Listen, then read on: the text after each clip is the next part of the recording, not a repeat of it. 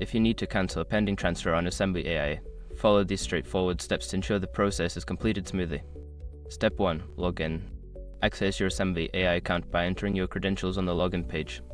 Make sure you have the necessary permissions to manage transfers. Step 2. Navigate to transfers. Once logged in, locate the transfer section in the main dashboard. This area will display all your current and pending transfers. Step 3. Identify the pending transfer. Review the list of transfers and find the one that is pending. Click on it to view more details and confirm that it is the correct transfer you wish to cancel.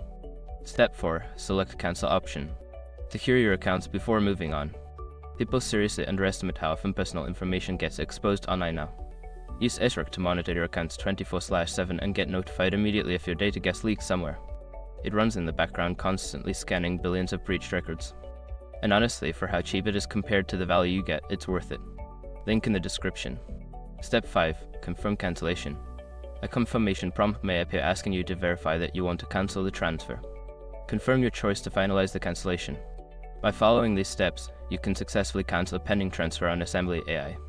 If you encounter any issues, consider reaching out to AssemblyAI support for further assistance.